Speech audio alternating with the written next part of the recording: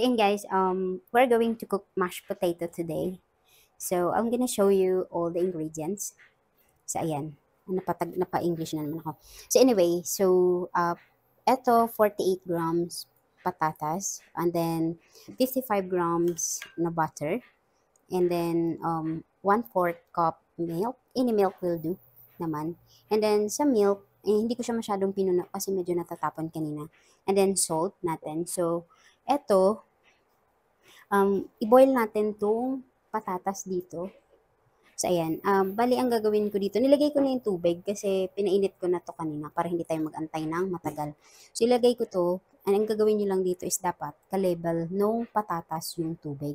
So, ayoko siyang i-ano kasi baka mamaya ako mapaso. So, ayan. So, anyway, lalagay natin siya dito. Ayan. So, tingnan nyo parang naapawan lang siya yung patatas ng tubig. And then, oops, sorry. I'm gonna put this 1 teaspoon salt. So, ayan. Para mag-ano siya. Lasa ng konti dyan. So, ayan. So, we'll boil this hanggang sa lumambot siya. And then, madali na siyang i-mash. So, probably about 15 to 20 minutes. So, ayan. Takpan muna natin. So, okay guys. We're gonna check the potato now. After 20 minutes. I think. Yeah, if you can see, it's really soft now. Yeah. So, ayan, malambot na siya. I-ano na natin siya, i-drain. So, i-drain ko siya dito. Patayin muna natin ito. Yan. So, i-drain ko siya dito. Dito ko na lang i-drain kasi wala tayong drainer. Ayan.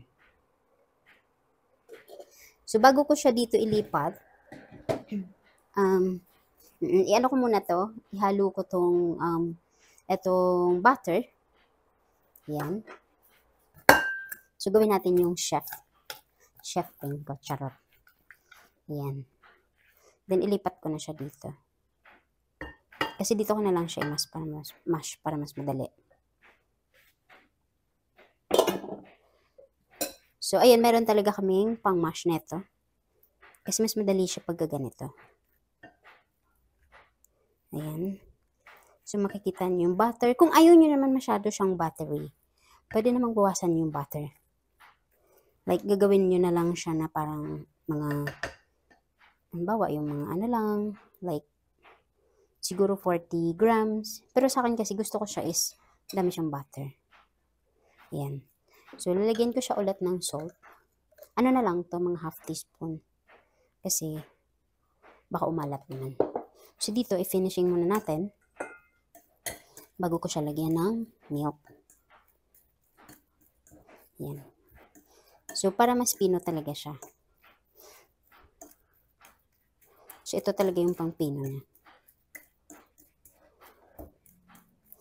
Ayan, kung makita nyo.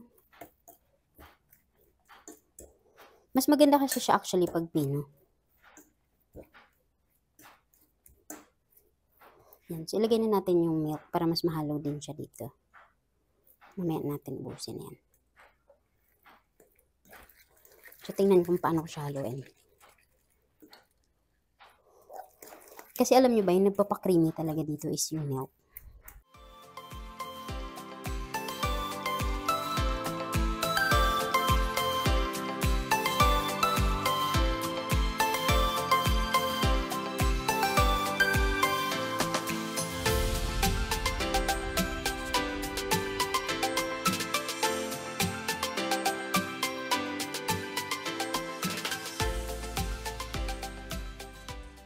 Sa ano, ang aim nyo lang dito is yung pino siya. Para mas ano nyo talaga yung pagiging creamy. Yan.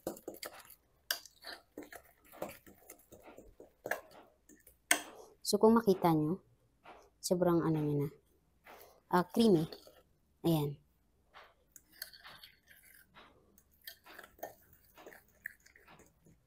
You should try it, my love, later.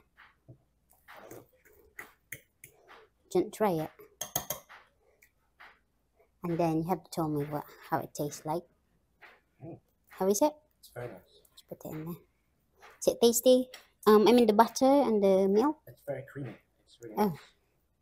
Converts milk.